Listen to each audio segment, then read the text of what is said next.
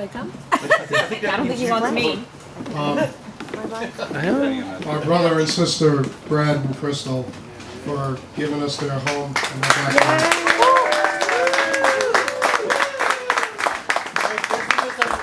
You weren't getting the home. Just the backyard. For lending it to us for a few hours. Okay. Although maybe. So we're not having a poker game here tomorrow night? It's probably going to cost. I'm hearing that everybody really enjoyed the food, so a nice round of applause for Rob.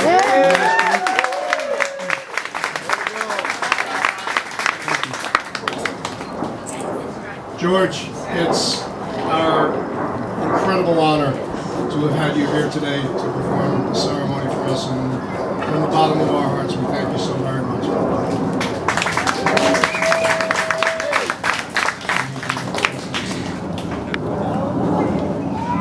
So those of you that know me, know that I'm a big sap, and probably about 3 lines into this, I'm going to be bawling my eyes out, but I'm going to give this a shot. I wrote this speech about 6 months ago or so, and I'll read it to you and you'll understand why it was 6 months ago. And I had to put do not open because Deb has a tendency of nosing around. And you think she didn't open it? Not in a bad way. I'm just, Just clean everything. And just so that you know, after I'm done with my speech, I have a very special song to sing to you. That song was going to be, and those of the rest of you that know me know how much I love Frank Sinatra, it was supposed to be a Frank Sinatra song, a very obscure Frank Sinatra song that I only heard myself for the first time a few months ago. Unfortunately, with all the hard work of my friend Steve and myself, we weren't able to find track music for us. So he's going to play the actual song for us afterwards, but there's another incredibly special song that every time I hear it, I get tears in my eyes, so I'm going to try and do it for my sweetheart after I'm done with this speech. So I'm watching this segment on ESPN about 6 months ago.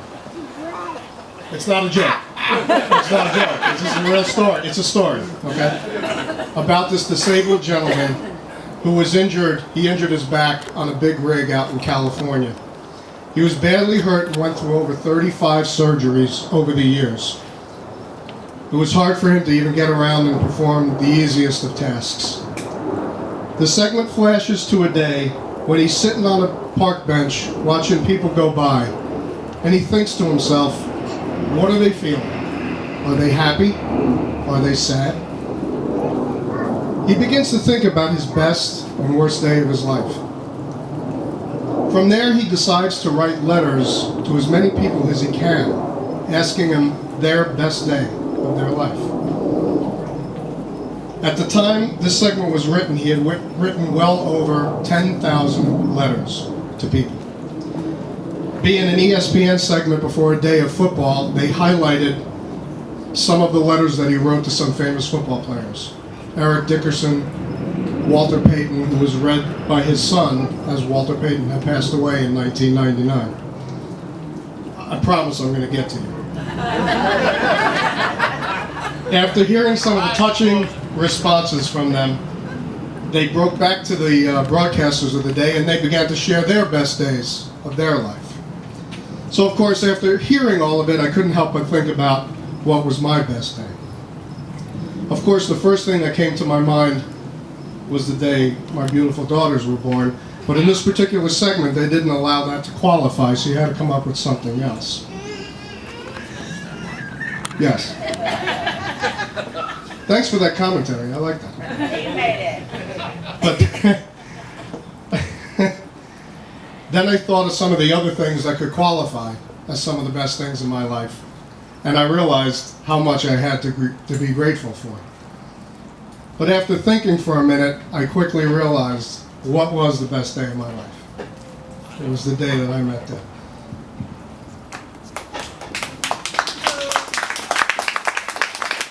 Having no idea that at the time God miraculously created this long and winding road that brought the two of us 2 plaza storefronts away from each other. Both of us making attempts at the transformation from corporate employees to business owners. But that's where the similarities ended. There are plenty of details of a previous life to be told, but I'll spare you the horror. Suffice it to say that Deb has changed my life. Not for the good, not for the better, but for the best. With plenty of demons left over from a previous life, Deb never tried to change who I was. Only trying to be a positive influence and opening my eyes to something that I had longed for, peace and understanding. There are several here today that knew me before I met Deb. I'm quite certain that they know that I'm not only a better man and a happier man, but the best man that I can possibly be as her husband. I love you, sweetheart.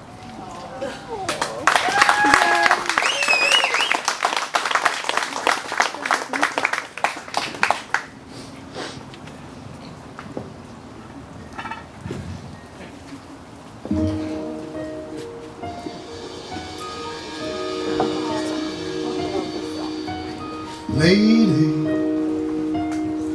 I'm your knight in shining armor, and I love you. You have made me what I am, and I am yours.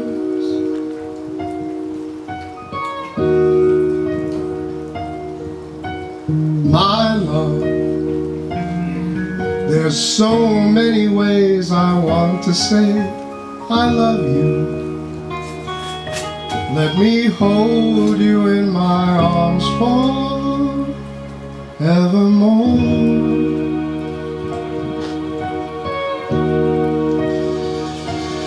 You have gone and made me such a fool. I'm so lost in your love. And oh, we belong together. Won't you believe in my song?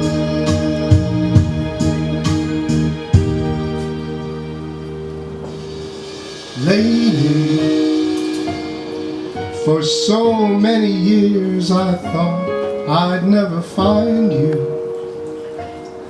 You have come into my life and made me whole.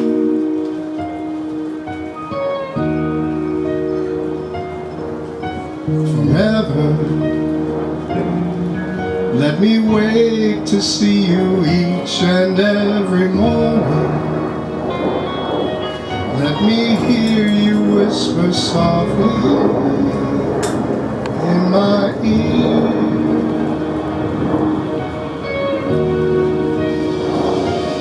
In my eyes, I see no one else but you. There's no other love like our love. And yes, oh yes, I'll always want you near me. I've waited for you for so long.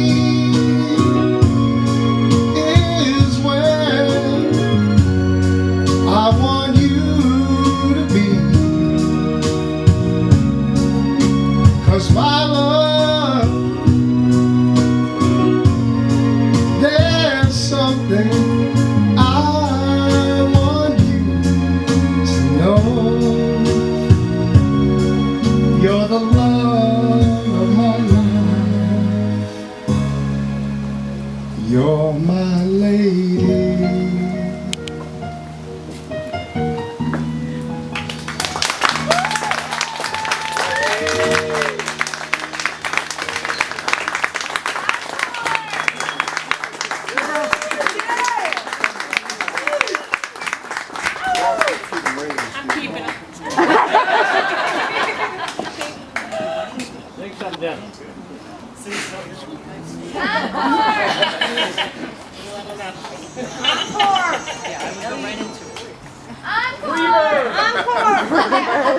up in the balcony?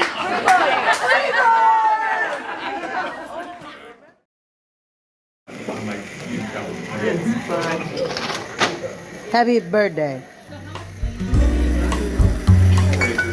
My favorite.